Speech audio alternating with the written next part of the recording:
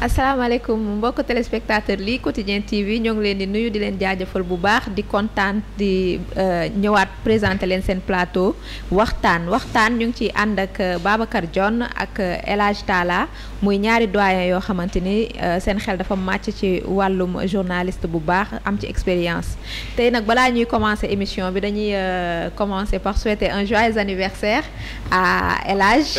Merci. di la ñaanal gudd fan wér ay tout le de bonheur vraiment. amiin di ñaan yàlla voilà gâteau bi après la. après boobu sa waa boobu teg nañ ko sa loxo voilà. merci. jërëjëf ñu bàyyi suñu chroniqueurs yi ñu ñu nuyoo balaa ñuy dugg ci waxtaan bi. waaw jërëjëf merci ci joyeux anniversaire bi et puis di am mbégte. comme talaata bu ne waxtu wi. ñuy jàkkaarloog internet yi nga xam ne ñu ngi ci lii TV et puis jàkkaarloog ñi nga xam ne ñoom ñooy téléspectateurs yi aussi. et puis di ñaan yàlla comme mardi bu ne rek waxtaan ni ñuy waxtaan ni amal Sénégal njëriñ amal ñu njëriñ. Babacar. ah oui merci El Hadj joyeux anniversaire. merci Babacar. nekkatuñu xale déedéet on nekkatuñu xale nag. mais nekkul dernier virage aussi. En tout cas. non.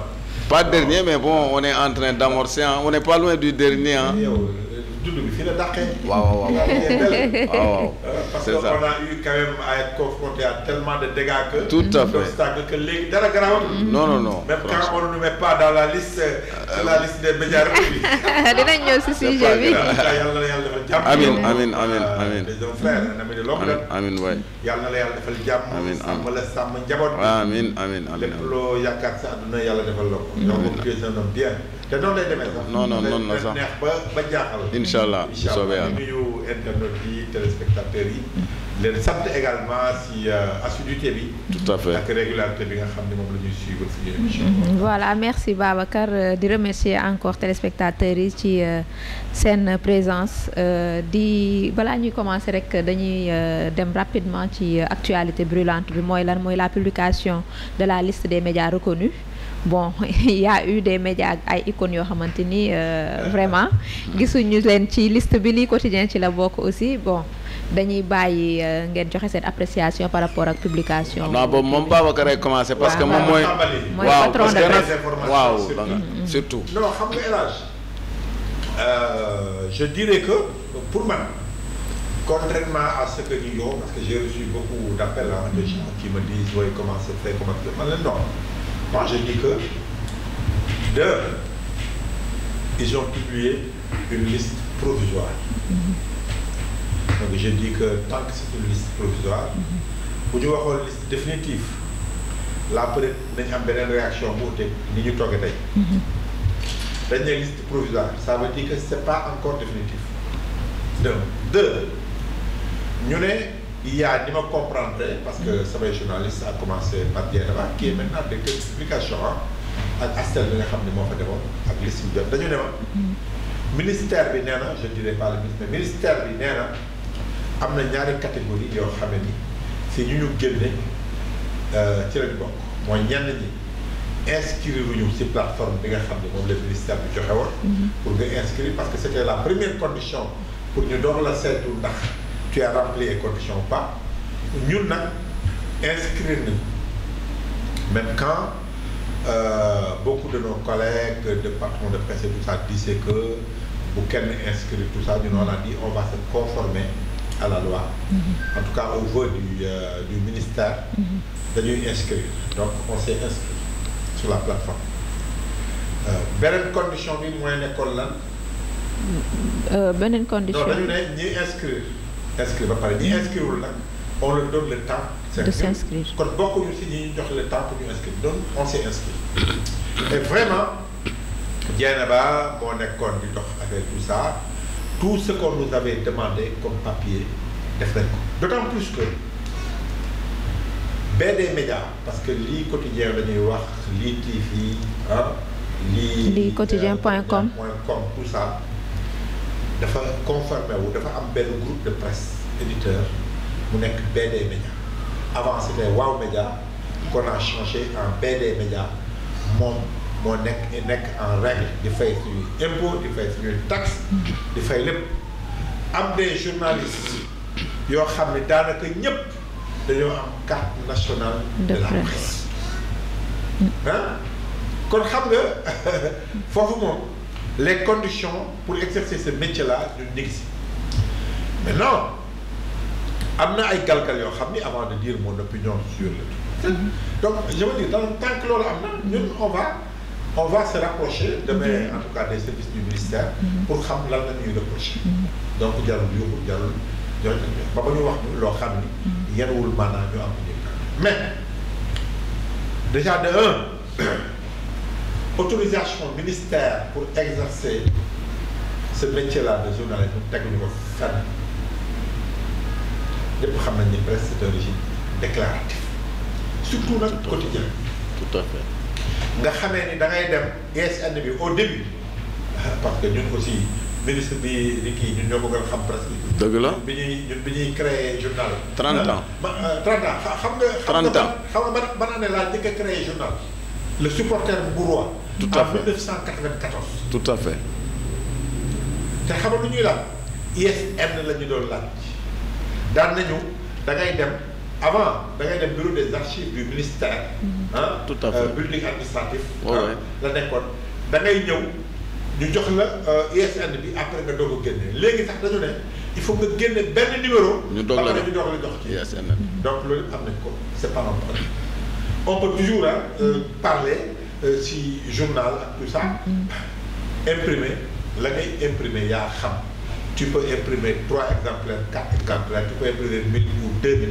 loolu c'est pas le problème les gens peuvent le faire bi ñu ne ñu dépôt légal on a été les premiers di def dépôt légal tu as vu malgré nos propos très acerbes ak tout ça mais dañu bëgg ñu jàpp ni fenn on a été vraiment sur toute la ligne légaliste ba toll fii yeneen côté yi nga xam ne nag ay web TV la ak yooyu foofu moom jarul sax débat fii mënoo fee teg benn web TV bu gën a taxaw lii TV mënul am mënoo fee teg benn site internet bu gën a taxaw lii quotidien.com tout à fait amul dama dem sax benn moment ma ni jeex na ba waaw mais est-ce que finalement li ñu def BD Média parce que BD Média bu ñu defoon peut-être les titres lii quotidien def yooyu gars yi dañu xam ni quand même ñun on a une place on s'est imposé sur la scène médiatique sénégalaise depuis 5 ans daanaka je crois donc aujourd'hui le ministère nag il faut que ñu xam ni il faut savoir raison garder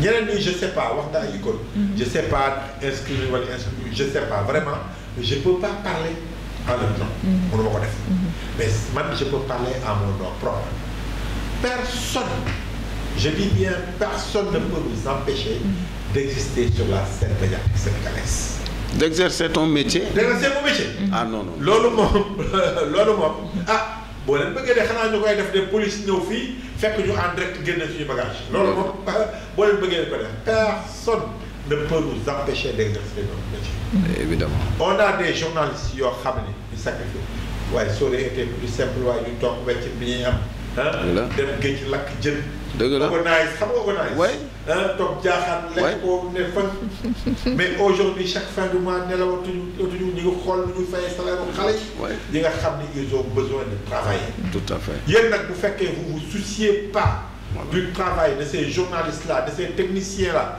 nga xam ne ci la ñu yore seeni famille yore l'exercice du métier mooy que ni regardez bien bu fekkee waa correct ak service yëpp ñu ngi si regardez bien dans l'exercice de cette profession là ban faille la ñu def pour ñu mën ñu épingler il y en a pas du tout kenn masul taxaw police wala gendarmerie porter plainte pour tel parce que on le fait de manière professionnelle donc on se suffit à ça personne ne peut nous empêcher de ce métier là il faut que mu leer seen bopp donc bu fekkee nag maintenant je dirais pas que loolu bu fekkee nag li ñu leen di soupçonner que da ngeen a jóg pour faire disparaître des groupes de presse wala des médias qui sont hostiles wala qui ne vous suivent pas dans votre volonté de choisir des propagandistes ñoo xam ne dañuy def propagande pour seen projet là c'est peine perdue.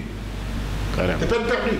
sa waay bi ñuy wax boobu yow le ministre Aliou Sall Vieux Aïdara bi nekk ak yow Vieux Aïdara nga xam ni sud la nekkoon Vieux bi nekk ak yow. dëgg la Vieux laaj ko ñun ban rôle la ñu apporté dans le processus démocratique et dans le développement des médias sénégalais El Hadj Talla bii. mais dëgg la ay dina xam na ko ñun xam na ko. bu baax a baax ñun bu ñu yokkul si xar bi karaw bu ñu yokkul si métier bi duñ ko wàññi. déedéet donc il faut savoir regarder et on vous permettra pas de nous tuer de nous liquider loolu moom da si xel dara on se partage ko bu mais pour le moment comme da ngeen ne c'est provisoire. woo ngeen ñu pour ñu ñëw rapproché wu Dieynaba dina fa dem demee. laaj ngeen lu xew bu yenoo maanaam on va être légal ci ko bu yenoo maanaam rek on va s'opposer. tout à fait voilà loolu itam Babacar. ah merci jërëjëf Dieynaba. Babacar man je vais même au-delà. li may wax xam nga la liberté d'entreprise. elle est consacrée par la Constitution. ensuite métier bi li muy wax moo ci am. ça fait 30 ans ñu koy def.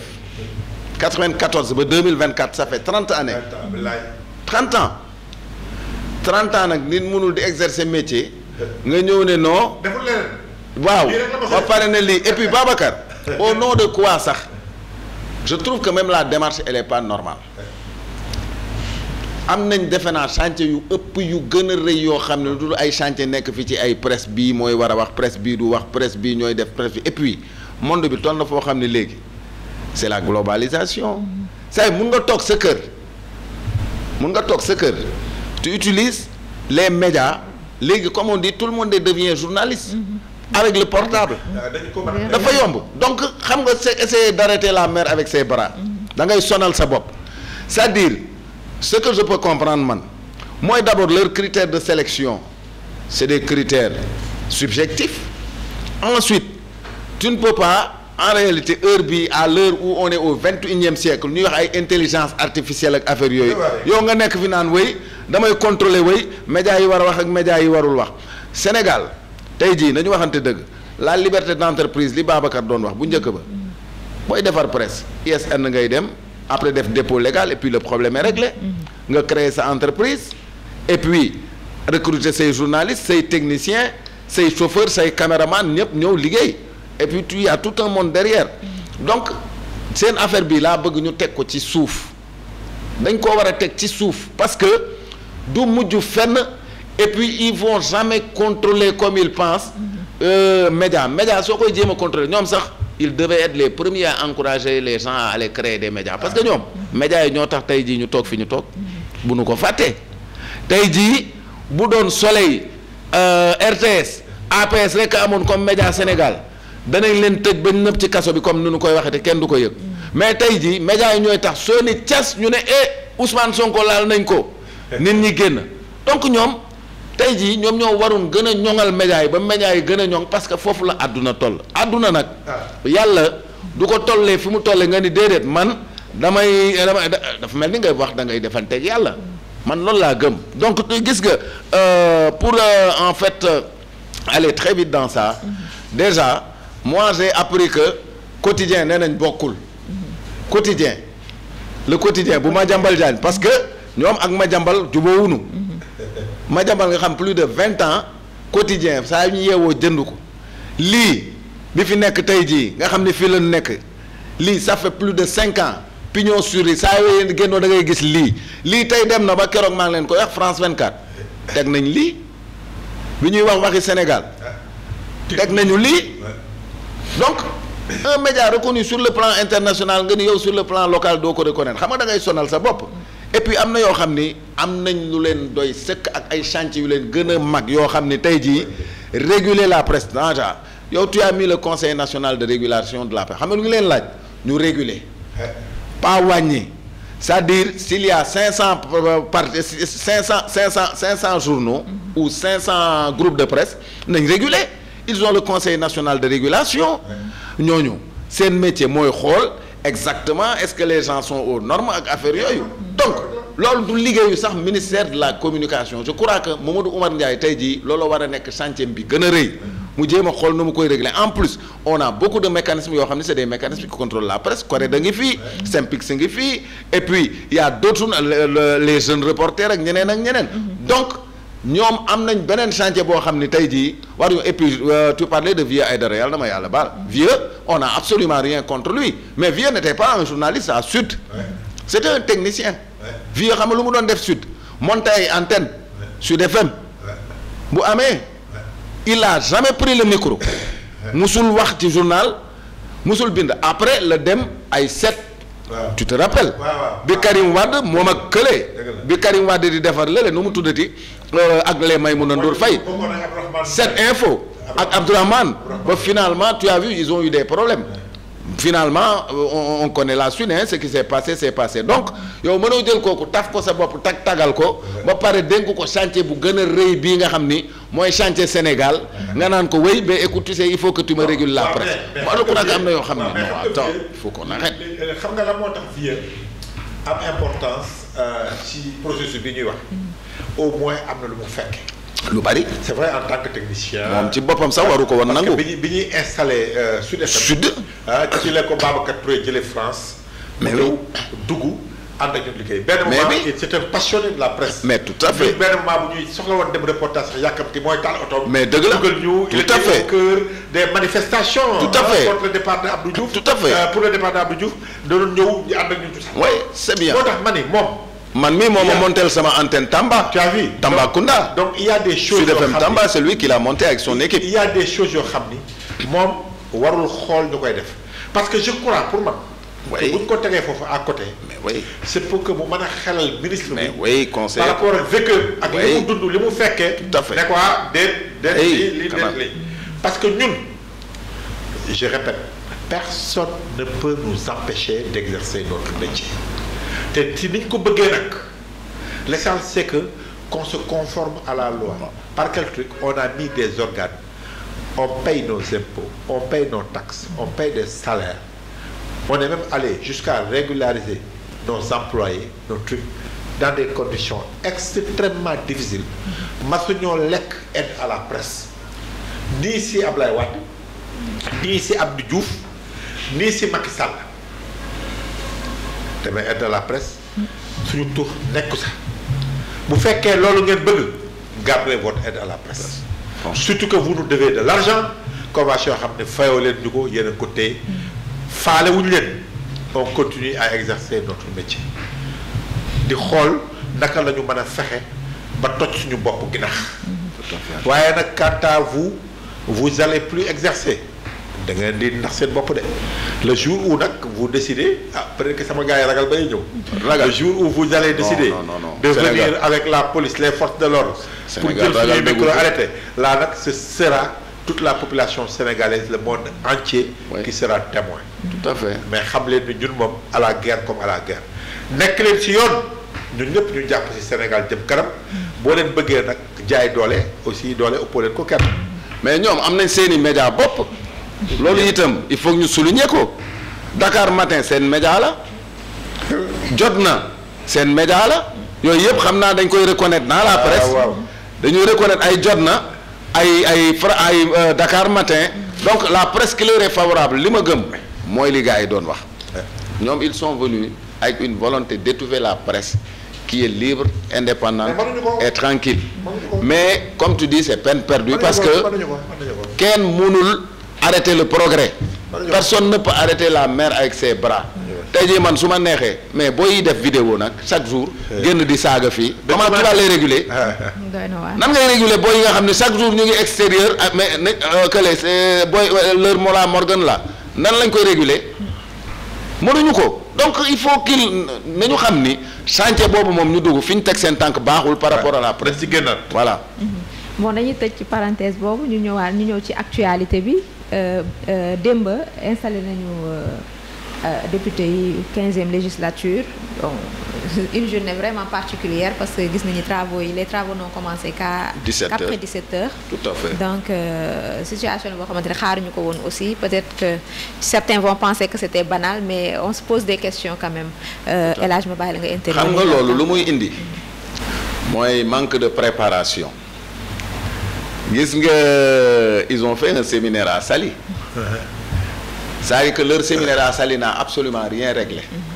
xam nga séminaire c'est pour régler des problèmes en amont yéen def ngeen séminaire Saly ok wax ngeen gars yi bon député nii ak nii ak nii lay mel mais yéen régler en même temps la question de vos groupes la question xam nga de l'installation parce que ça doit être comme papier à musique su ngeen fa yeggee day gaaw man j'ai eu la chance et Babacar a eu la chance d'assister à l'installation de la première législature sous Wade bi Wade ñëwee mais c'est passé comme papier à musique parce que en amont la veille Wade avait tout réglé avec Idrissa Seck ne ko Idrissa suba soo yeewoo soo demee assemblée voilà ba Idrissa bi mu ñëwee sax ñëpp a ngi doon wax buy même ministre d'état lu mu fi wut mu ne leen non moi je suis venu je suis porteur d'un message du président de la République et du président du Parti démocratique sénégalais donc dama ñëw pour wax la ne nii ak li kii mooy président kii mooy vice-président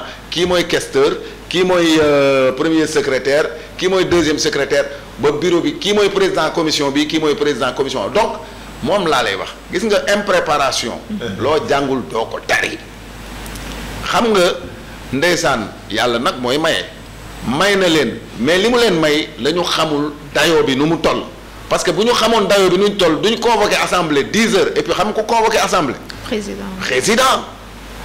président du ay caaxaan président convoqué assemblée yéen ngeen war a toog ay 10 heures ngeen nekk fa ba ay 17 heures pourquoi parce que vous tergiversez alors que yéen vous avez une majorité écrasante yéen kay affaire yi dafa waroon ñëw rek ngeen dawal doxal xam nga ngeen toog 10 heures ñu def suspension de séance au plus tard normalement su fekkoonte ni mën nañ mokkal affaire yi huilé 15 heures da doon fekk ñu pare ci yëpp mais comme on dit nag xam nga amateurisme lii lay indi donc moi j'ai trouvé que c'est pas sérieux et c'est même pas gentil parce que gis nga installation assemblée laajal Babacar dafa am importance ba nga xam ne xoola tous les ambassadeurs accrédités au Sénégal sont là-bas le jour-ci et tu sais ça renvoie à quelle image ambassadeurs yi fa ñëw jógee ay nekk extérieur toog a seen dëkk imagine ñu toog 1 heure 10 heures ba 17 heures dañ naan mais dëkk bi mais ça veut dire qu'ils n'ont pas une maîtrise du temps ils n'ont absolument pas de maîtrise du temps et puis dañuy xeeb dañuy yàpp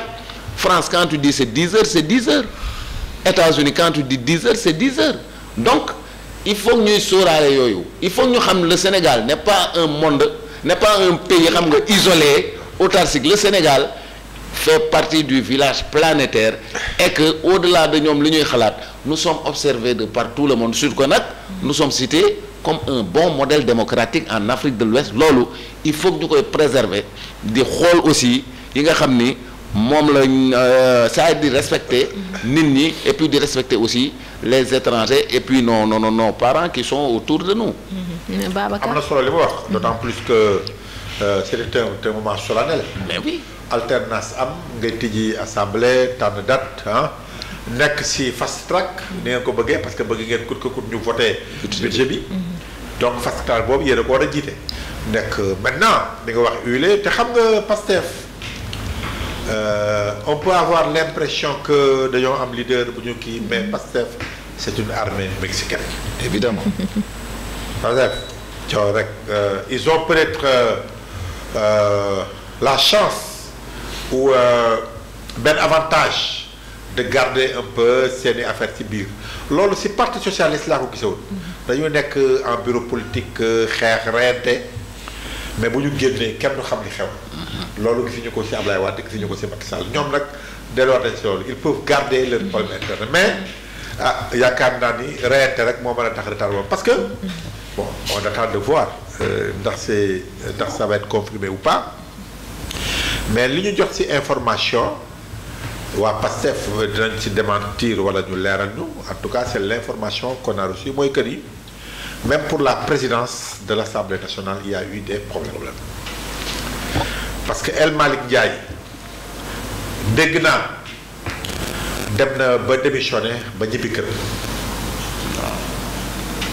ba suppléant sax son suppléant a été installé parce que tout simplement ñëpp xam nañ ni Ayib Daffé la ñëpp yaakaaroon ni mooy nekk président assemblée El Malick non c'est une information qui peut être infirmée ou confirmée c'est ça bi mu demee këram bi ci lañ ko woowaat mu ñëwaat pour retirer sa démission foofu opposition a refusé un peu tout ça mais benn moment on lui a accepté ça mu retirer position parce que boobu wax am na ni nangul nañ ko mu nekk président assemblée nationale mu doog a ñëwaat est-ce que c'était un conflit au sommet xawma. oui bonne question. entre Ousmane Sonko ak Diomaye. wala une simple discussion. wala une simple discussion pour dem voilà mais en tout cas est-ce qu'il y avait pas bisbille au sommet. Diomaye voulait peut-être la candidature de El Hadj Malick, j'en sais rien. Oui, mais c'est une info quand même de taille. Léegi Ousmane Sonko peut-être voulait la candidature de AMF, je sais pas. Mais en tout cas loolu bokk na ci li nga xam ni il semble moo tardé l'affaire yi. Ok, même la dame am na la dame qu'on a sorti xaw ma nag sow tout ça. de dugal liste tout ça mais bon en tout cas beaucoup de gens ont dit après que même booy Pastef yi que ni bon El Malick quand même c'est mieux parce que c'est quelqu'un boo xam ni voilà am na benn étoffe bi te peut-être que c'est pas quelqu'un qui va se laisser faire n'importe quoi loolu choisir. mais est-ce que xaaroon ngeen ko. El Malick est-ce que xaaroon ngeen ko. El Malick au tout début. tout à fait. bi ñu nee dañoo xool ci liste yëpp benn ministre dugg ci lu dul moom ak Ibrahima Sy. ministre de la santé. moo nekkoon Matam. bon Kaffrine c'est le secrétaire d'État quoi hein? Mais en tout cas ministre du gouvernement moom ak Ibrahima Sy les gens dès le début quand même très sincèrement on a reçu l'information que dañ ko def dugal ci liste yi c'est le seul des rares ministres bu dugg parce que dañ koy préparer assemblée là les gens vraiment en ont parlé quoi. Tout à fait. Mais après on a eu l'impression que Pastef avait changé d'avis te bu fekkee lii ñu jot comme information ça veut dire que Pastef a voulu changer d'avis. Est-ce que Ousmane Sonko. oui. dafa bëggoon am lu muy xaar. bu ko amul delluwaat assemblée. ou alors encore Babacar ça c'est une bonne question. ou alors est-ce que bëggu fa bàyyi place bi gaañ bi di ko chauffer. au cas où su amee problème dellu fa. mais président assemblée c'est pour 5 ans. c'est pour 5 ans oui. non xam nga fii. c'est pour 5 ans. am na wax bu ma fi waxoon mardi. oui. ba le passé mani ni ma comprendre Pastef di doxale Ousmane Sonko campagne am ni mu mere woon fëgg dënnam ma gis tuddi nga fii ay médias je dirais pas leur nom. tout à fait. ma dégg ñu am benn approche si ni Ousmane Sonko waxee ñu ne Ousmane Sonko moom bu gisul lu leer day dem assemblée nationale. tout à fait. toog jàpp njàmburam. il sera pas comptable de ce qui va se passer dans le régime de Diomaye. tout à fait. te man en disant que dama suspendre samay activités à l'Assemblée nationale. c'est ça. il peut revenir député simple garde. tout à fait. garde quoi garde. loolu aussi il faut s'attendre à ça. Et la constitution du gouvernement d'ailleurs hier. tout à fait, ça a été. Bon, beaucoup de gens s'attendaient à un remaniement ministériel. Tout à fait. On a eu droit à un petit réaménagement. Tu as vu quand Ousmane Sonko parle d'aménagement, il a voulu, il semble rassurer les Sénégalais que dit non c'est une petite, c'est un petit truc.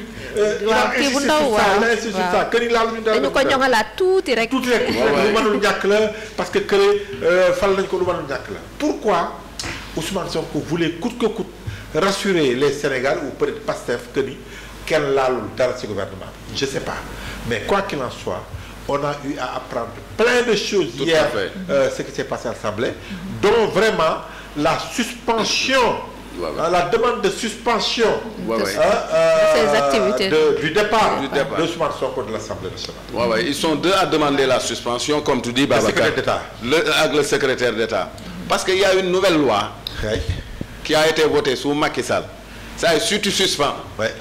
nga nekk ministre nga génn. si tu suspends soo jeexalee.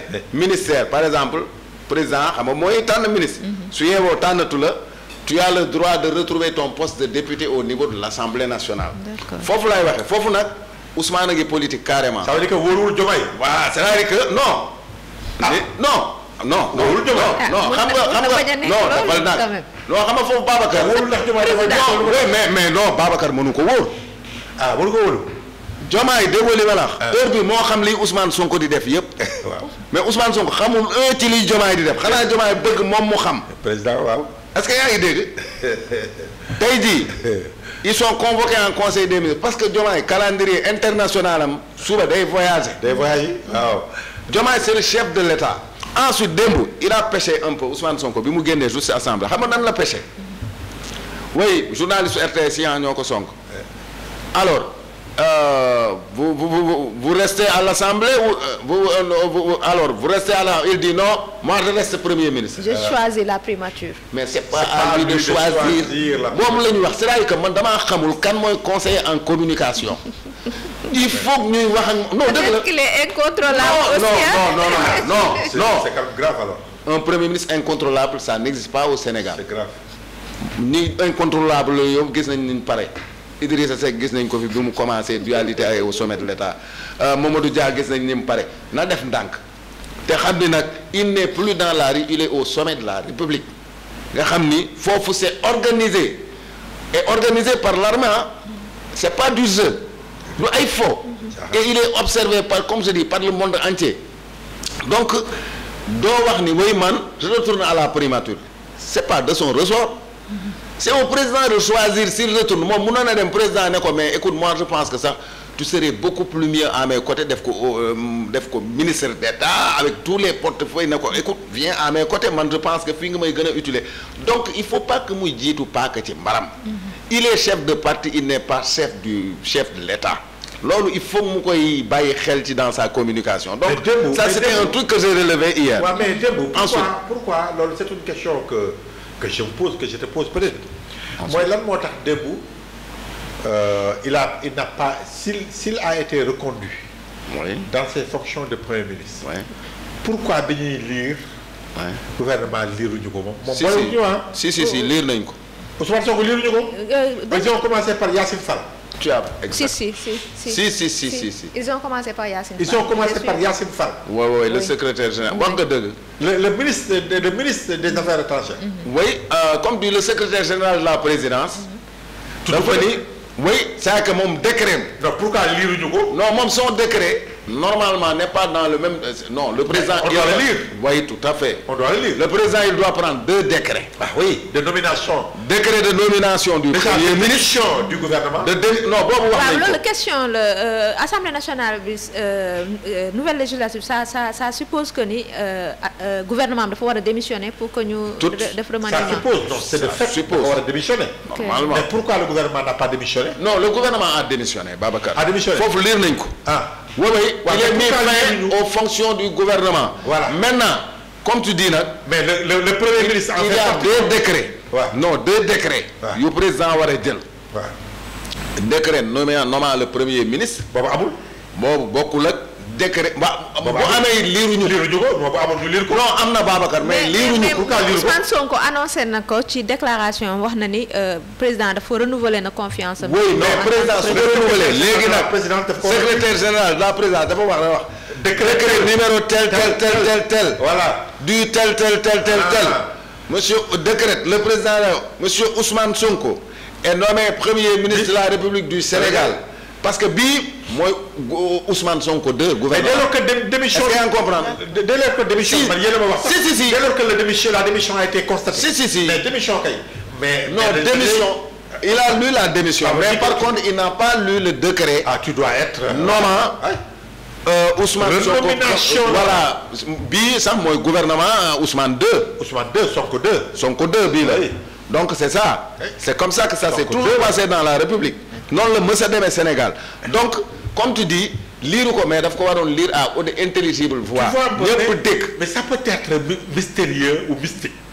Je veux dire parce que boo ñu ma wax léegi pourquoi Sonko n'a pas voulu Sénégalais xam ni moom démissionné na. Il l'a caché aux Sénégalais te pourtant wax ko dans les textes. c'est tout mais moom il a fait de sorte que man fa ma nekkoon ba léegi maa nga fa bougé wu. Oui mais moom la Babacar xamuñu Babacar gis nga ñàkk la loi. Babacar loolu laa lay wax. xam nga république. mais le secrétaire général de la présidence. Oui mais lui il connaît. mais oui évidemment Omar Samba Ba oui évidemment. Il devait pas laisser passer dafa waroon wax ni le premier ministre a été nommé Ousmane Sonko est nommé premier ministre. Tout à fait. Et voilà ainsi que suit. Voilà les membres du gouvernement. Tout à fait ñaari décret lay jël. la waroon def décret nomination premier ministre bokkul ak décret nomination gouvernement bi su liiree premier ministre ba pare comme tu dis. Ah oui Ousmane Sonko vu tel et puis date yi day changé. Ousmane Sonko tudduñu ko fi benn yoon démb. non mais maintenant nag daf ko waroon lire c'est ça qui est normal c'est que ça la marche de la République. xëy na omission la. voilà ah mais non. parce que nag xam nga non. beneen xam nga daf ñuy fàttali yu bari yoo xam ni fekkee nañu ko. xam nga lii dañ koo fekkewaat ko. donc suñu gisee lu ci xaw a manqué tuuti daf ñuy xaw a jaaxal quoi. comme ñu des ci réaménagement boobu noonu Abass Fall ministre du travail est-ce que xaaroon nañu Abass Fall quand même ci gouvernement bi. Abass Fall en fait tu sais moi je le perçois comme une nomination politique xam nga lu tax. ok. ils sont en guerre avec Barthélémy à Dakar xam nga Abass c'est Abass qui avait déclenché la bataille contre Barthélémy. Sonko ñëw wàll si sot si ne moom sax tournée yi mu doon def intérieur daf koy bàyyi d'ailleurs day ñëw fii Dakar defanteeg ñoom on a vu ce que ça a créé la violence verbale et tout ça et tout pendant la tension.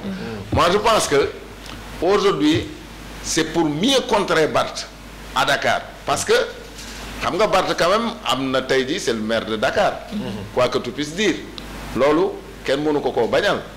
tu ne peux pas nag boole koog député boo xam ne député simple la. tey jii si tu veux trouver son alter ego et son challenger il faut nga yëkkati tuuti ki nga xam ni moom la war a jàkkaar lool donc comme tu dis mais Barth aussi très intelligent kii rek il va dire à Abass Fall man du ma sa morom. man su may wax Sonko laay waxal. est-ce que waxu ko sax yaa ngi fàttaliku am na ci déclaration non dëgg yaa ngi fàttaliku Ablaye Wade 96. waaw bi ko xaalis seg ne Sud FM ne ko est-ce que ñeme nga Abdou Diouf. mais histoire bi mu ko def biir sud ne ko yow dag ma yàpp yow non daf ko ni non daf ko ni est-ce que ñeme nga Mamadou Diop maire de Dakar fekk Ablaye Wade il voulait être maire de Dakar ne ko ñeme nga Mamadou Diop mais Ablaye Wade histoire bi mu ko def pour te dire dimension communication ni mu amee importance ci politique Ablaye Wade ne ko yow dag ma yàpp man may wax ay waxi Abdou Diouf nga wax ay Mamadou Diop est-ce que su doon sa bàyyi tel tu te rappelles ba Chérif El Walid Sey sax ndeysaan génn bureau ñëw ci antenne bi en direct ne ko non fii dañ la invité en recadré waat de quoi est-ce que tu as vu parce que dimension communication dafa am importance donc heure bi Barthélémy dana leen bu yeboo ngeen def ko sax président de l'Assemblée nationale mais man mon alter ego c'est pas lui c'est votre patron Sonko moom lay wax du wax sax Diomaye parce que pour lui Diomaye c'est un président délégué bu fa Sonko teg donc le vrai challenge sur le plan politique de Barth heure bi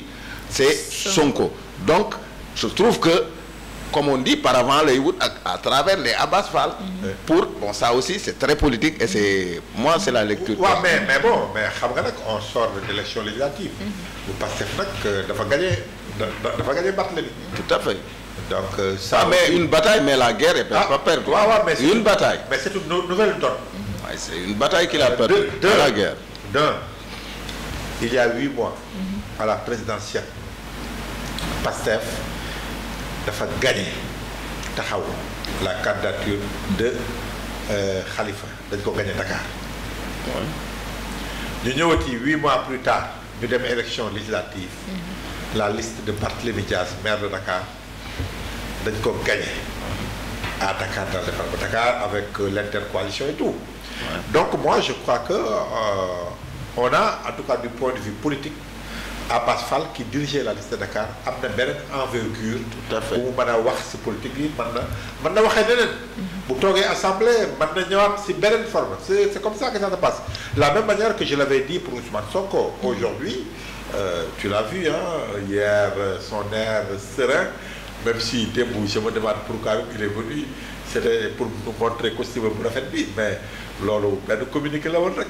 tout à fait normalement waaw mënoon na door benn communiqué nag. audio rek baabu audio ko loolu mais il fallait que mu montrer que ni voilà quoi. c'est le patron xam nga di sol ak simi suba si ñëw na assemblée sol simi guddi gi mu ñëwaat sol simi jaay taar bu ko neexee waaw mais bon il y a le travail qui l'attend foofu lañ ko gën a xaaree mais ça veut dire que il fallait que mu fêter sa victoire te démb rek la ko mënoon a fêter l'installation de l'Assemblée nationale et ñëw au palais de la République wax yu demee noonu man je crois que le secrétaire général franchement il en a profité pour parler de ses ambitions pour mais fi mu nekk nii moom li benn waaye di wax démb rek je crois que wax ji moom doy na ko. doy na sëkk.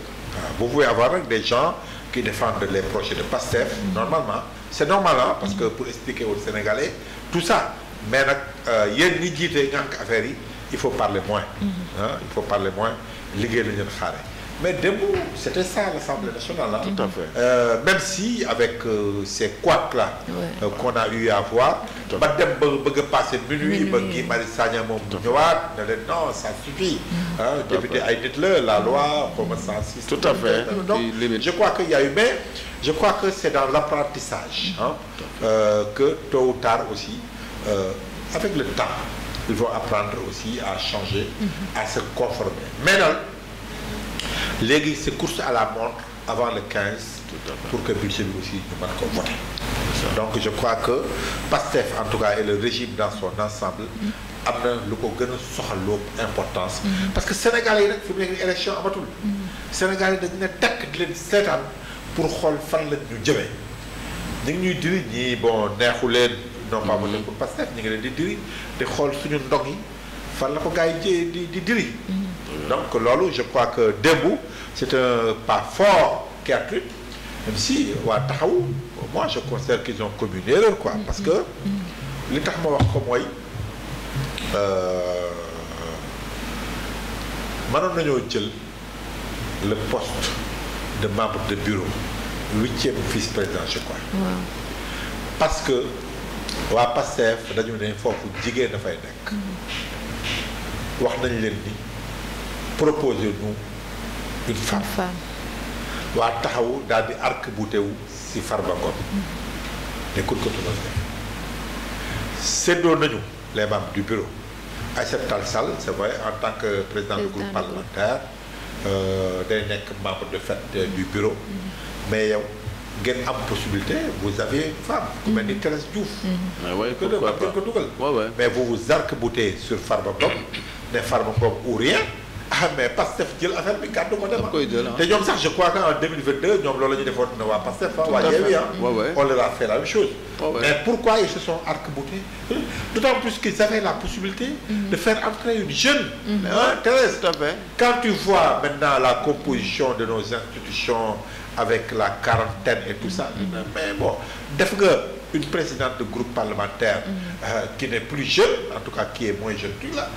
Vous avez la possibilité de mettre une femme jeune comme Thérèse ou quelqu'un d'autre. D'autant plus que pour actuel pouvoir ñu ngi leen di critiquer parce que jigéen ñi amuñu torop déjà Assemblée nationale bi on a 64 sur 165 députés on a 64 femmes donc parité bi sax foofu on se demande naka la mais qu'est-ce qui les empêchait alors de mettre une femme la na ngeen ko di leen xaar laaj leen yéen gars yi dañoo kii yéen reste ngeen am ay desit ngeen am parce que exemple Babacar li nga xam nga du tax mu am solo gis nga politique lii Ablaye Wade doon wax laa ci gëm tout ce qui ne se fait pas devant toi se fait contre toi. waaw yow dugaloo nga gën dugalal leen seen benn bala ngaa ni naam ne fa.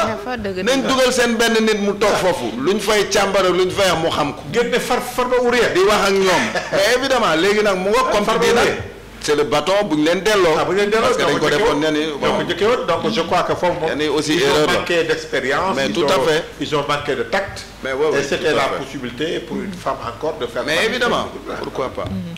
dañuy tëj page assemblée bi foofu mais ñu jàll ci la commémoration des 80 ans du massacre de Thiaroye. Bon, cette semaine, beaucoup de choses se sont passées. La reconnaissance de la France a enfin reconnu que c'était un massacre. Président aussi am na ay mesures yoo xamante ni jël na ko ren gis nañ ni aussi kii bi commémoration bi jël na benn envergure populaire ah donc damay bàyyi rek ngeen joxe seen analyse par rapport à ça. waaw foofu itam am naa ci ay lectures yu bari. lecture bi ma ci njëkk a am mooy. man dama seetaan film Thiaroye 44. C'est douloureux. Réclamer ses primes. Et puis sooy seetaan sa yaram day daw et puis il y a eu de grands artistes africains pour parler de la culture et de la dimension de la culture. Il y avait Sidiri Bakaba de la Côte d'Ivoire que tu connais.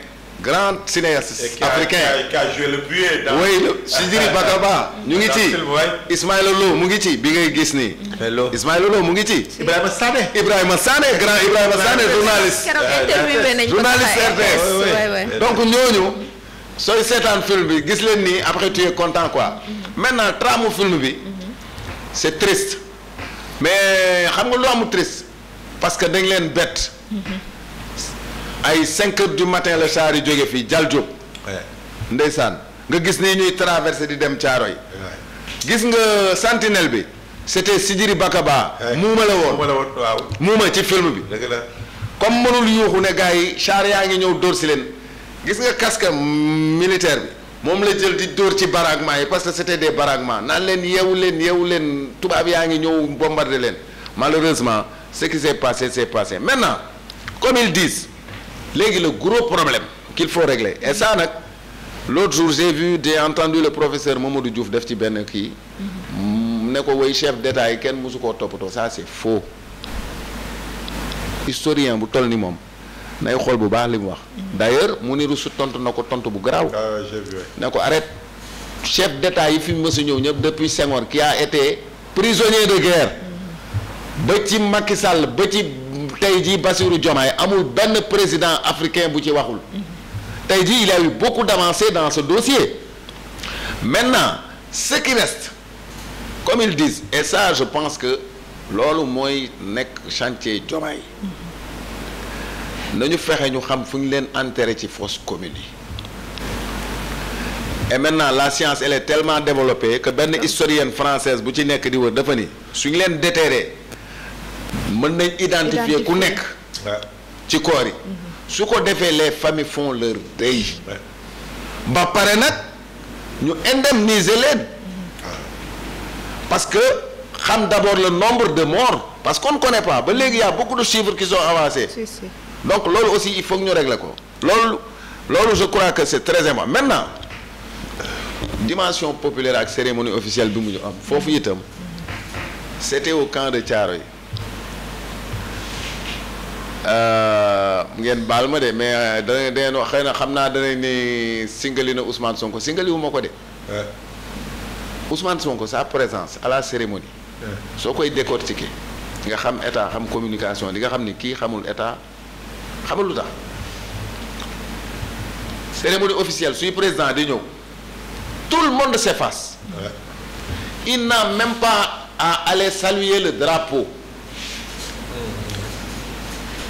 kenn du ko def le rituel de l'armée quand le chef suprême des armées arrive mooy Bassirou Diomaye Faye moom amul pour di yaaba composé di dem ba ca sa drapeau ba di taxaw ensuite république premier ministre dafa am ay noo doxee xam nga yéen a ngi fàttaliku temps booy bi ñuy jàngal marcher au pas de militaire dafa am marche au pas de militaire dafa am nuy militaire di doxe du moom ni muy doxe de sànni tànk fii gauche yaa ba composé dem droite non c'est la vérité neexul ba neexul mais non yaa ba composé moom mooy la yaa ba composé moom na bàyyi loolu na bàyyi yaa ba composé bi non dëgg la amul woon pour dem di saluer le drapeau xam nga lu mu am. man j'ai vu muy saluer mais ban moment la loolu.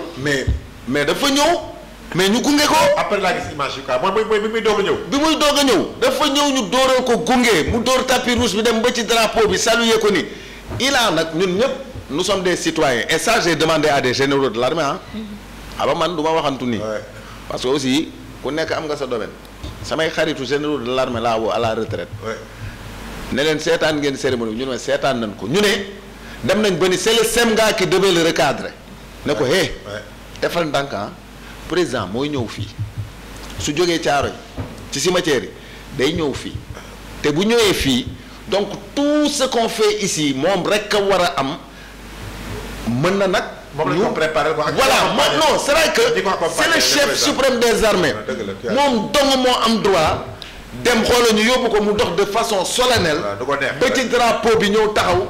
gars yi dóoral ko ne ko fii ngay saluer drapeau mu taxaw gars bi topp ci ginnaawam tóojal ko après dellu. il l'a fait d'ailleurs. et ça daf ko def mais avant mu koy def Sonko moo ko njëkk a def et Sonko c'est un premier ministre. il peut saluer le drapeau quand le chef de l'État n'est pas là. su fi président nekkul ñun nii ñëpp dañuy wax sax ñu saluer drapeau ñun dañuy saluer drapeau bu ñombee ni ñu yéegal drapeau xam nga par force la ngay taxaw loolu moom mooy saluer drapeau armée ñëpp la koy defal. lu ñu bind ci drapeau bu ndaw bi nekk palais. BDD BDF lu ñu fa bind. Bassirou Diomaye Diakhar Faye. Bassirou Diomaye Faye lañ ci bind. kenn bindu ci OS.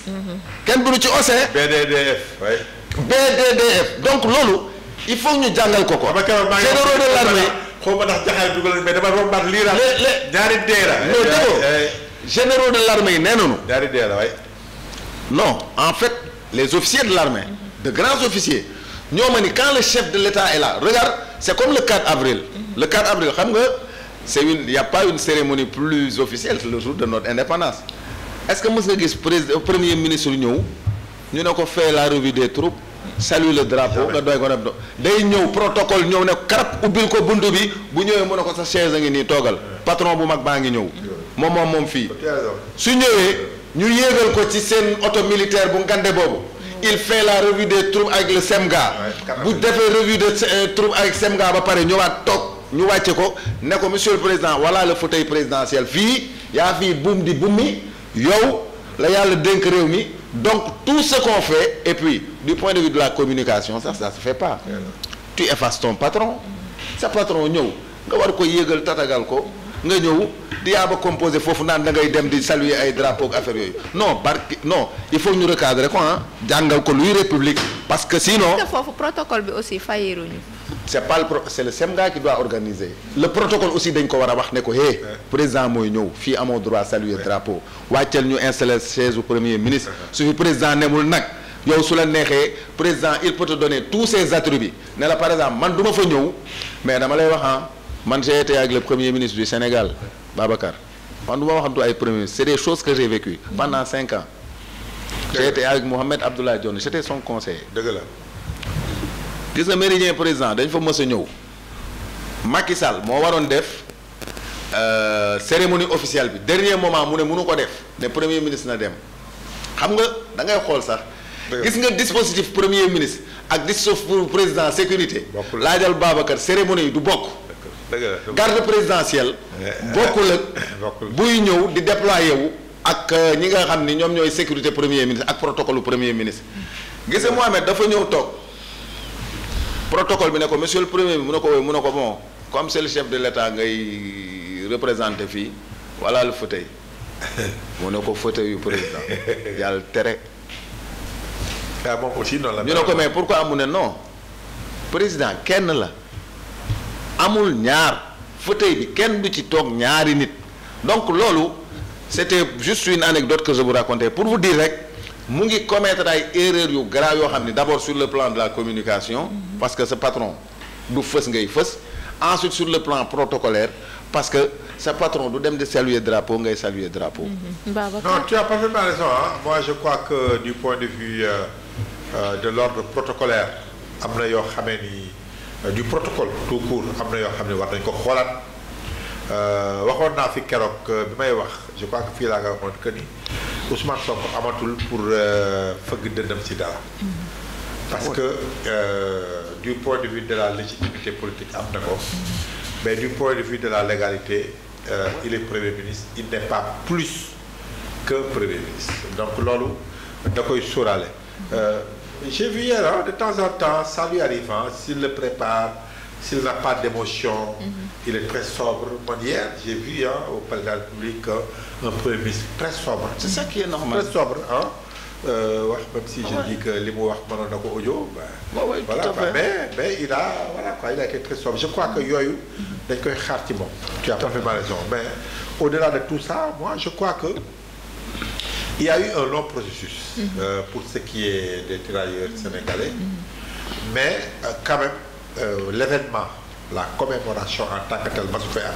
Tout à fait dëgg la. waaw loolu tamit je crois que c'est un grand pas. Tout à fait. Qu'il faut noter parce que dama ni tubaab yi am nañu seen débarquement chaque année dañ koy fêter. dëgg la. Le grand débarquement. D-Day carrément oui. américains yi di ko woowee D-Day. oui. Le grand débarquement. Tout à fait. nga xam ne président France bu fa nekk da koy defar ba mu rafet. woo tous ses homologues présidents. Tout à fait. ba outre-Atlantique américains yi ñëw toog. dëgg la. président américain dañu ñëw fekk. ñu def ko fekk bu rëy. fëgg seen dënn. daan na ñun ñoo arrêté Hitler.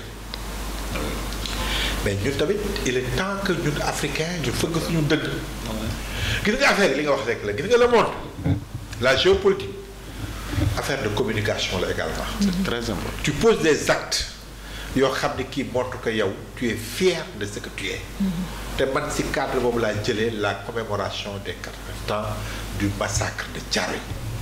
Être fier de nous. Tout à fait. Pour montrer que nous Africains on a eu à jouer un rôle très important dans la Deuxième Guerre mondiale. te Awadi quand je disais que c'était important ñu indi Didier Awadi parce que Didier Awadi dafa am c'est vrai tu as parlé du film Thiaroye mais déjà le grand symbole du film de Thiaroye c'est Ousmane Sembène. Tout à fait. Ousmane moo ñu njëkk a xamal ñun Sénégalais Thiaroye parce que beaucoup de gens l'ont lu, l'ont vécu tout ça peut-être à travers des films d'études mais avec Sembène Ousmane dafa gën a indiwaat Sénégalais yi les Africains sur ce qu'était Thiaroye 44. Tout à fait. Mais Didier Awadi dafa si def benn film daal di ne maa ngi doon chercher le nom là entre victime bi la victime c'est toujours le chasseur qui racontait l'histoire. Tout à fait. Didier Awadi daal ne il est temps de donner la parole à la victime. Oui, à l'animal. À celui qui était chassé. Voilà. Le chasseur, l'Europe, l'Occident a toujours parlé. Tout à fait. Ils nous ont montré comment était la Première Guerre mondiale. Booy dugg di seetaan des chaînes, l'histoire, Tout à fait. toute l'histoire, les chaînes. Chaque jour, il y a des films sur la Première Guerre mondiale, Et la sur la Deuxième Guerre mondiale, tous les jours. sur les Napoléons, sur les tout ça. à fait. Mais ñoom, Tous les jours. il est temps que l'Afrique fasse la publicité de ñoom ce qu'elle a vécu, en tout cas l'Afrique. Moo tax c'était important que ñu déglu l'Afrique, sa vision par rapport à la Deuxième Guerre mondiale. C'est vrai que l'affaire des tirailleurs sénégalais, c'est une partie, une petite partie, entre mai, juin 40, parce que ñu bëri dañu leen a jàpp yóbbu leen Allemagne nekk prisonniers de guerre.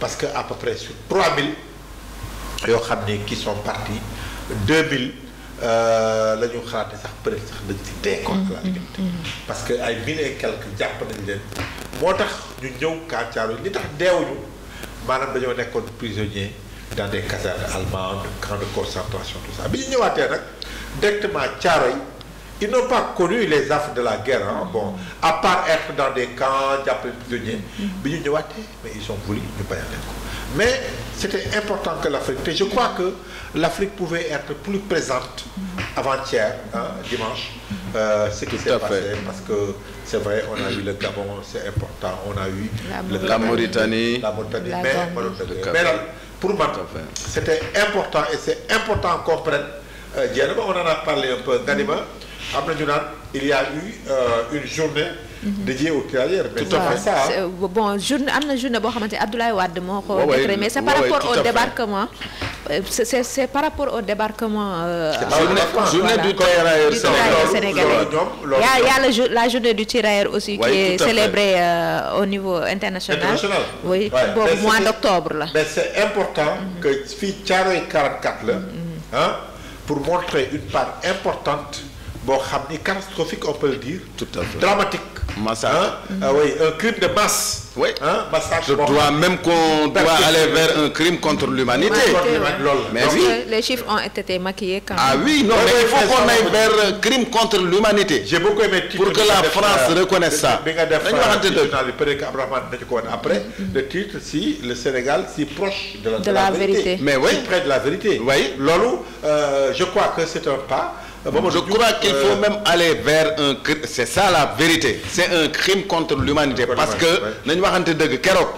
hier, je regardais, la Belgique a reconnu crime contre l'humanité parce qu'il séparait les métis, des enfants métis de leur famille. Dembou. 6, l'un reconnaître. Si la Belgique peut reconnaître pour les Congolais, la France doit reconnaître pour le Sénégal quand même qu'elle a commis un crime contre l'humanité avec Thiaroye 44. Je crois que ça, c'est un gros chantier pour nous. On est d'accord. Je crois, hein? Maintenant, je précise un peu. Les prisonniers africains, ils n'étaient pas dans les camps de concentration allemands. Les Juifs étaient plutôt. Voilà, c'est les Juifs. Parce que les Allemands, africains, du daradal. Donc, c'est plus, comme tu dis, d'ailleurs, c'est plus dans les camps en France, dans les trucs, d'ailleurs c'est ça qui les moo leen sauvé moo tax ils étaient pas en pleine guerre dans les champs trucs quoi parce que allemand yi pour ñoom africain su ñëwee seen kii la race aryenne vous vous rappelez day suyee foofu quoi donc pour ñoom c'était juste les juifs moo tax ñu bëri ci suñu prisonniers yi ils étaient plus en France tu vois qu'en Allemagne. Toujours ci contexte boobu président joxe na benn interview chaîne française yi wax nañ ci affaire retrait des troupes françaises actualité la parce que Tchad aussi ils ont annoncé la même chose mais président moom nee na ñu ngi ci perspective yooyu noonu naka ngeen gisee. il est je crois que France moom même boo xoolee sax les chroniqueurs les journalistes ou même les. Ceux qui parlent en tout cas en France des Français France la ñu gën a attaqué. que di leen wax ni dafa mel ni la France xamul ce qui est en train d'arriver en Afrique que ni après le Niger même le Tchad. qui était Tchad xam nga Tchad daanaka symbole la France. oui carrément léegi nii beaucoup plus Tchad bu demee bay dàq France. ça veut dire que quand même la France doit parce que en fin de compte. les gens se posent des questions ban njariñ la ñu amal loolu tamit à l'heure du truc moi je crois que ni ko président Diomaye waxee man ni ma comprendre c'est pas une question de confrontation entre la France et le Sénégal et j'adore je suis pas avec Diomaye mais j'adore vraiment cette manière très subtil peut-être. Je dirais pas complaisante. Subtil, en tout cas, diplomate, très subtil, diplomate. Très diplomatique. Il a été très diplomate. Oui, de régler le problème. Très diplomate. C'est vrai, il a répondu que ni la France, mais c'est toute une manière de dire que les militaires français n'ont plus à faire ici. D'ailleurs, quand ils ont dit que dañu koy wàññi ba 100. Keroog je suivais un chroniqueur français qui disait mais pourquoi pas 0? Pourquoi la France veut toujours avoir 10 soldats 50 soldats pourquoi pas 0 de telle sorte que parce que dañu ne wax naa ko keroog du ñu defati ay soldats c'est des techniciens des instructeurs yoo xam ne dañu ñëw mais je crois que il est temps que les paradigmes changent. Tout à fait. La France comme les États-Unis comme d'autres pays sont des alliés du Sénégal. loolu mënuñu koo bañ. On a besoin on n'est pas isolé comme tu le dis. On est dans un village planétaire, dans un monde où le Sénégal a quelque chose à apporter au monde, à ses partenaires, mais le Sénégal n'est plus dans une posture de mendiant, dans une posture où il doit demander des choses là, di sëgg di ko laaj. Le Sénégal a quelque chose à offrir au monde wax naa ko fii je le répète. Tout à fait. Donc de telle sorte qu'avec la France notre collaboration notre partenariat doit s'inscrire sous cet angle. ñu toog donnant gagnant ñu xool Sénégal yi mais pas quand même mais c'est tout à fait normal je crois que et puis les bases françaises les menaces par rapport au monde parce que Mali bi muy jël di génne France Mali c'est parce que à un moment donné les bases françaises n'ont pu rien régler aussi ñu waxante dëgg. Même Tchad c'est ça qui a déclenché ça. N'ont pu rien régler au Niger n'ont pu rien régler. Donc je crois que on n'est pas dans une dynamique de guerre contre des voisins dans une dynamique de trucs les armées en tout cas sont assez droits puisque ñun suñuy militaires yi ils ont été formés à bonne école. C'est des gens qui sont de grandes écoles militaires très grandes pour pouvoir gérer la sécurité interne foofu la toll et dans ces conditions-là je suis tout à fait d'accord que des mesures soient prises en ce sens. Oui man en fait tu sais j'ai 2 ou 3 peut-être choses à dire. D'abord sur la forme j'étais très content comme dit Babacar il a été très diplomate parce que comme on dit un État n'a pas d'amis il a que des intérêts. Ensuite comme il dit base française fii Sénégal ça sert à quoi? Ils ne nous ont jamais protégés et ils n'ont jamais protégé sax dëkk yi nga xam ne fa lañ nekkoon tu as vu donc Ablaye Wade xeex na ko si tu te rappelles d'ailleurs moo diminué woon sax moo demoon ba wàññi seen way ne leen bon il faut ngeen jóge fii parce que suuf si ngeen fii rek affaire yooyu yëpp nous on va reprendre nos terres ak affaire yooyu donc leur base militaire et puis Macron aussi a été très intelligent il a anticipé bi mu ñëwee Parce que quand il a su que l'histoire de la France-Afrique c'était complètement il est allé au Mali pour leur dire que non, nous savons que le précaré africain c'est fini. Nous ce que nous cherchons c'est des partenaires gagnant-gagnant. Il a anticipé. Macky Sall Macky Sall a essayé de faire mais il n'a pas beaucoup fait comme Wade il avait fait. Maintenant comme tu dis c'est pas dans la rue qu'il faut le régler.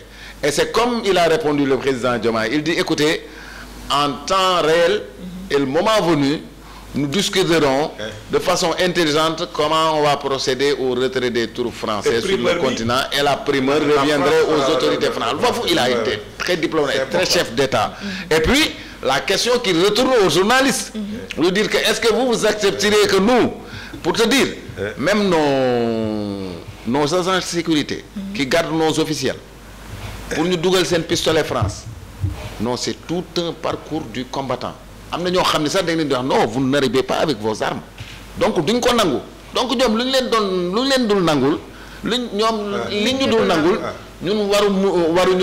nous aussi. Parce que c'est comme dit Babacar, on a fait les mêmes écoles que nous. Hein? On a étudié presque, on connaît la géographie, l'histoire que nous. Donc, Herbie, voilà, il faut que nous sachions. C'est plus l'Africain qu'ils avaient depuis très longtemps. Et puis voilà, maintenant il faut qu'ils comprennent que le monde est devenu un monde globalisé. Tu as vu, Elon Musk, il vient de l'Afrique du Sud. Et aujourd'hui, il est né en Afrique du Sud et aujourd'hui, c'est lui qui commande le monde à partir des États-Unis. Les Africains sont conscients de leur part dans le monde. Ben oui, de leur part. Quand on te dit que Elon Musk est né en Afrique du Sud, c'est une fierté. Oui, moi je pense que la jeune génération commence à prendre conscience du rôle parce que les tirailleurs par exemple ils ont pris conscience du rôle qu'ils ont joué lors de la guerre. C'est ça qui a amené le massacre. Non, c'est important, mais c'est un processus. Le Sénégal ou l'Afrique de 1960, des années 70 ne peut pas être celle des années 2000. Même les tirailleurs sénégalais, déjà en 40, en 44, dafa taxaw jàmmaarloog la. carrément xam nga lu koy indi. bu fekkoon Afrique rek la nekk du mas a ñeme. jàkkaarloog des officiers français naan leen fay leen ma sama xaalis. parce que xam nga qu'est-ce qui s'est passé dañoo dem. guerre. oui gis français yi di dee. gis Abdoulaye leen xawar yi. di daw ñoom peut-être ñu am benn posture boo xam ne ñu ne mais tubaab bii. Mais toi, bi gën ñu ba pare ñoo libéré France. C'est ça. Gis tubaab bi di daw. di laqatu sax ci ñoom. yenn saa yi ñu jël seen benn giri takku ko. waaw mais giri bi doo dee ñoom ñu takk giri bi. ñu gis tubaab bi jaaxle. waaw léegi nag xam nga ñu ñëw ne fay leen suñu xaalis. mais ñu toogoon Sénégal demuñu jaxasoog. du ñu am fit boobu. mais am na séquence ci film bi Babacar pour te donner raison waaw. gars yi ma xam nga lu mu koy wax ne ko blanc noir. Kif buri ko da ngay fay xaalis bi. waaw am ko wax. Tu as vu la séquence je boy ñu koy wone ni sur TikTok. mais daf ko woni quoi ben genre lakkatu bambara la sax parce que nak c'est pas seulement les Sénégalais loolu yëpp foog ñu wax ko Afrique yëpp la. donc daf ko woni tubaab bi toog bi ñu ko embusqué nii ba téye ko supérieur daf ko ni ab noir blanc. Kif buri ko tu payes. mais champ de oui donc champ de loolu moo indi d'ailleurs. c'est ça. Tu sais, on dit le processus de décolonisation. C'est ça. Moi, déjà dans les années 50, en Algérie, commencé il y a de nos tirailleurs qui sont allés en Algérie pour combattre aux côtés de la France. Tout à fait. Contre l'Algérie. FLN. Tout à fait. Le Front de Libération. Tout à fait. De Algérie. L'autre plus qu'on dit, leur participation à la guerre. Dem jàppale tubaab yi xeex muy Indochine ak tout ça. Tout à fait. Dem xeex loolu moo dem ba nga xamee ni dem ba dans les années 60. cooki pour la décolonisation daal di am indi l'indépendance des colonies des anciennes colonies. Le mythe ci la tombé. Donc le mythe la deuxième guerre mondiale mythe boobu ci la tombé. loolu nag gis nga tombé dem ba ay jeunes africains. léegi. dem jàngi France. oui quand même. dem jàngi États-Unis en tout cas dem ànd ak ñoom nekk ak ñoom di nekk premier si seen école. di leen jiitu. man j'ai fait 2 ans là-bas de stage. jàng ak ñoom. même si là-bas il y a quand même un plafond de verre. Ce qu'on appelle le plafond de verre mooy c'est un plafond que tu ne vois pas. mais boo fa yeggee en tant que noir en tant qu'africain doo mën a dem am beneen ascension. tout à fait loolu moo nekk moo jàpp jeune génération yi ñu ñëw boo xoolee ñu bëri ñi fi nekk léegi. c'est les jeunes yoo xam ne qui connaissent la civilisation occidentale xam lépp moo tax léegi jeune génération bi ngay wax nii mën nañu am la même comportement que suñu maam yi bi ñu amoon devant le tubaab quoi. c'est une génération décomplexée. balaa ñuy tëj complètement oui le mythe est tombé balaa ñuy tëj ñu dem tuuti ci débat bi nga xamante ni aussi animé na l'espace politique mooy amnistie bi. il y a eu passe d'armes entre Aïssata Tall Sall ak ñoom Maître Bamba Cissé ñoom Ismaïla Madior intervenir nañu. naka ngeen gisee sujet boobu. waaw Dieynaba sujet boobu dafa nekk sujet bu am solo bu garaaw sax Ousmane Sonko dafa promettre ni bu ñu amee assemblée day dindi loi d'amnistie parce que nag Dieynaba gis nga ndeysaan c'est dommage quoi 82 morts bakkan benn nit rek fort na waxantuma la 82 il y a eu 82 morts avant l'élection présidentielle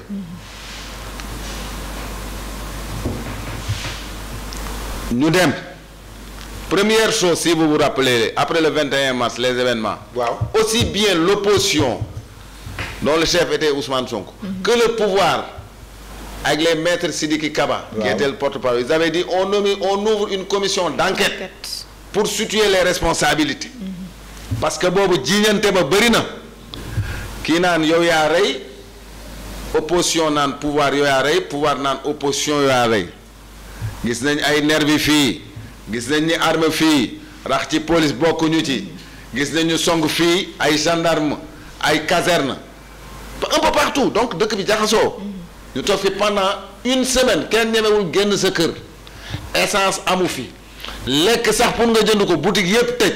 dëgg la on a traversé loolu moom loi d'amnistie il faut pas que ça fasse passer ça pour perte et profit nan waxante dëgg loi d'amnistie bi nag ñan ñoo ko négocier ñaar la Macky Sall dañu wax. président de la République ak Sonko.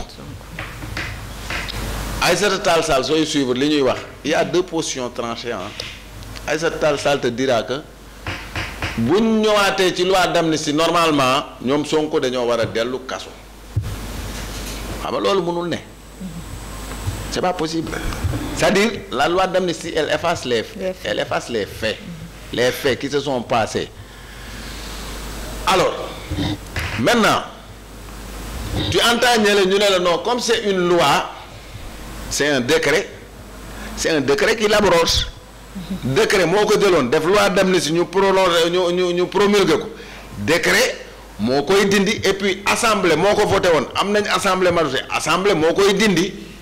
C'est un projet de loi donc koo dégg ci ñoom tu peux penser que. waaw moo am dëgg. moo am dëgg. mais lii dëgg et man moom laa gëm pour que mu bañ fee amati mooy nanu dindi loi d'amnistie bi. ñu xam exactement kan moo def lan ci émadi xam nga lu tax pour lan pour suba on ne sait jamais ñii aussi mën nañ dem ba dëkk bi jaxasoo ñu yeewu pour jël fi loi d'amnistie donc rey ay doomu jàmbur rey ay innocent ñu ci bari ñoo xam ni seen yoon newu ca woon sax nga rey leen les familles sont en deuil soo paree après tu fais passer ça pour perte et profit nañ def loi d'amnistie xam nga loi d'amnistie sax fu ñu koy def souvent ci dëkk bu nekk ci guerre bu metti nga xam ni moor ya bëri nañ kaay jaxasoo na ba nga xam ni suñ ko naree lijjanti comme ay 26 ans de lutte ay Afrique du Sud ak affaire yooyu xam nga wala ay heure bi ay Iran Irak ak affaire yooyu tu veux la réconciliation affaire yooyu Sénégal yeggul woon niveau boobu ba ñuy jël loi d'amnistie donc nañ ko abroger comme ni ko Sonko diggee woon comme ça sénégalais yi xam ku nekk ci ñoom lan nga def ci mbir mi ñu xam kan moo def ak kan moo deful bu ko defee keneen ka fuy ñëw di toog du ko ñemee def du ko sax xalaat ba koy ñeme def man loolu laa ci xalaat. man nag j'ai quand même une position mitigée. Dans cette affaire du ma dugg ci affaire juriste yi. ce débat de juriste te loolu sax daf ma tiital parce que ça veut dire quoi man dama xamul j'ai peur que ça soit une loi pour les vainqueurs. soit une loi pour les vainqueurs que ni man dama tiit ak ni ma gisee ces nouveaux tenants du pouvoir que ñu utiliser ko pour en faire une chasse aux sorcières ou en tout cas pour utiliser ko contre ñi fi nekkoon de parce que bu dul loolu peut-être je n'y vois pas d'inconvénient moo tax mooy je suis mitigé parce que ñoom Aïssata Tall Sall ak ñëpp waa APR ak Benno il n'était pas d'accord avec Macky Sall bi mu bëggee def loi d'amnistie. Tu te rappelles ba Macky Sall toog daal di ne man moom laa bëgg loolu daal laa bëgg maanaam on avait l'impression qu'il forçait la main à ses alliés pour ñu jàppale ko ci parce que bëgguñu ko woon donc ça veut dire que bëgguñu ko woon donc malheureusement sous nos tropiques là toujours day am inquiétude comme ce qui se passe avec le ministère et la presse comme les gens peuvent avoir également peur par rapport à la justice, est-ce que ce ne sera pas une justice à deux vitesses? loolu moo tax nit ñi tiit mais bu dul loolu li may doon wax fii keroog rek Ousmane Sonko bu loi d'amnistie bi jógee il faut que mu toog expliquer Sénégalais yi woote ba mu doon woote Mortal Kombat que ça peut aller jusqu'à la mort. Ban part de responsabilité la am ak waa PASTEF sur les manifestations qui ont abouti à des morts Ousmane Sonko il faut que mu wax ñu ni feebarlu parce que moo ñu ko wax après bi mu def ba tëdd ne moom day waaj a dee ba nit ñu bari jóg quelques années ou quelques mois plus tard mu jóg daan nañu dara daluma woon à la limite je voulais mettre la pression Ousmane Sonko quand il nous disait que quand il y a des morts la pression monte sur Macky Sall qu'est-ce qu'il voulait dire par là est-ce voulait-il utiliser les victimes ñi dee ci manifestation yooyu pour mettre la pression sur Macky Sall il y a beaucoup d'interrogations kon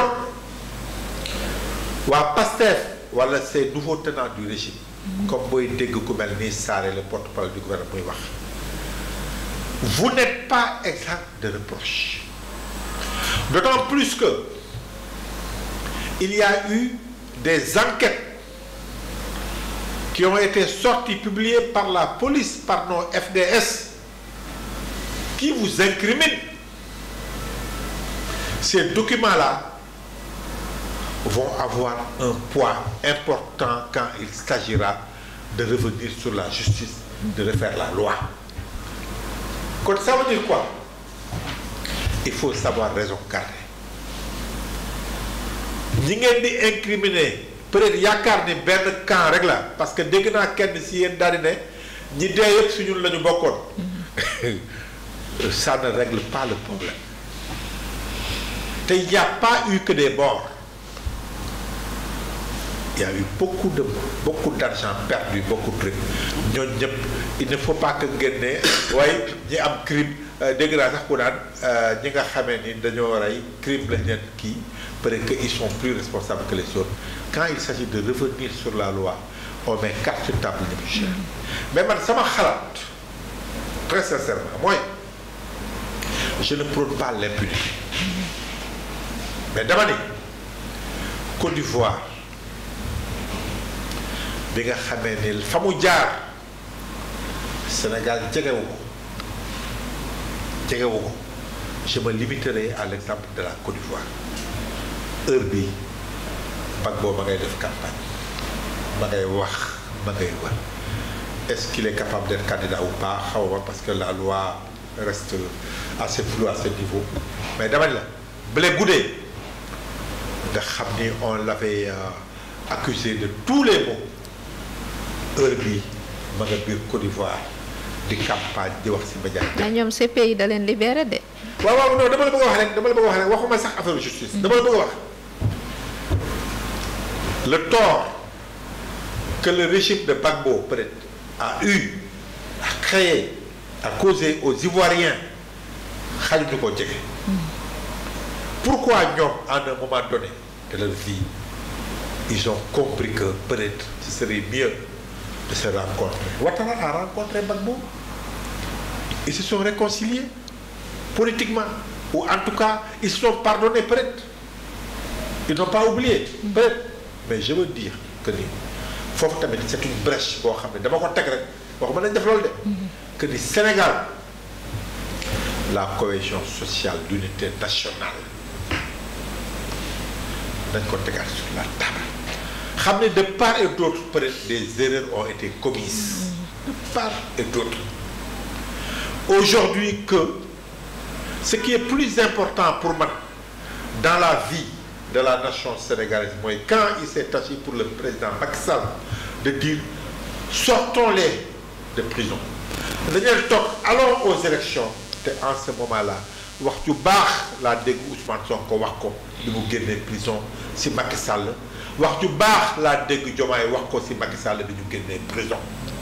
Qu'est-ce qui a changé ou qu'est-ce qui a pu changer entre-temps? Bu doon ces actes-là de réconciliation peut-être tacite mais de réconciliation que Macky Sall a posé ces actes-là kon ñoom bu ñu nekk au pouvoir ba ne dañu leen revenir sur la loi d'amnistie. Il faut savoir raison garder. Pour man de li ma gëm mooy la cohésion sociale ou l'unité nationale prime sur tout ce qu'on peut faire. te les brebis galeuses là les va-t-en-guerre qui sont en train de dire que li ñuy xaar mooy ñu tëj nit ñi kaso tëj ñee kaso nañ leen tëj ñooñu ñoo leen di dugal ci guuta noonu la ñu mel ni Aminata Touré mii bi dugaloon guuta Macky Sall ba mu yaakaar ni tëj Karim Wade c'était une demande sociale tëj peut-être Khalifa Sall c'était une demande sociale Macky Sall da cee dugg teel a génn daw dafa lalli dafa daw daal di jël ne ni génn ko ministère de la justice yóbbu ko primature pour dàq ko après loolu nag c'est des leçons yoo xam ne damay woo ñoom Diomaye ñu jàng si. impunité nag kenn bëgg ko waaye nag nañu xool lan mooy intérêt pour le Sénégal aujourd'hui ñëpp booloo ñu avancer vers le développement yaakaar naa ni loolu mooy intérêt Sénégal. bon xam naa ne sujet bi dinañ si revenir at comme session bi waaw voilà parce que voilà comme session bi ibbi na sûrement dina nekk débat voilà je partage pas le même point de vue. waaw dinañ ci ñëwaat. temps bi xoj nañu affaire yi foog xam nga ay nit mën nañ ànd mais nañu ànd ci dëkk. waaw surtout que nag suñ jëwriñ ju bees ji laa njiitu jëwriñ yi nee na moom ci dëgg bàyyi ñu eggale sujet bi prochaine fois incha allah même bu ñuy jubóo dañ jubóo ci dëgg nag waaw temps bi jeex na di jaajëfal suñu téléspectateurs yi waaw baaxul bàyyi sunu chroniqueurs yi ñu tàggatoo. waaw mais Dieynaba comme ni ñu koy defee rek ko li ngay wax la rek waxtaan wi neex na ba nga xam ne yëguñu sax temps bi passé na parce que nag fi mu nekk nii Sénégal dafa nekk ci ay mutation yu am importance donc ñu ngi doog a am nouvelle assemblée nationale doog a am état bu bees doog a am ay njiit yu bees léegi non li Babacar wax nag jox nañ leen lépp. liggéey bi nar a tàmbali. non Sénégalais yi ñu ngi leen di seetaan de boy keroog sama benn jarbaat quoi dafa ma ni père mënu ko mu ne ma maa doon génne boy fii ñuy xeex maa leen di génne waan ñu xeex ñi mënu ko déet boy teel na 8 mois yooyu itam mu ne ma non père 8 mois yi moom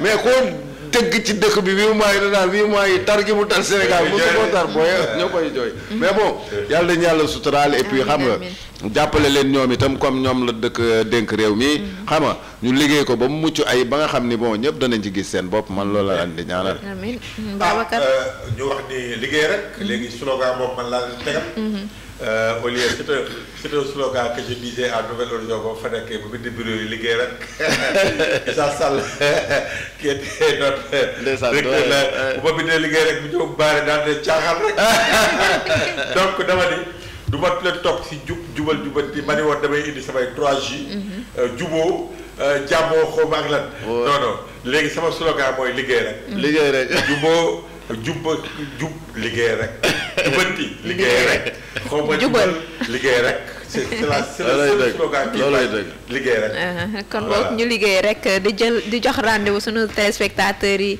mardi prochain ci seen émission waxtaan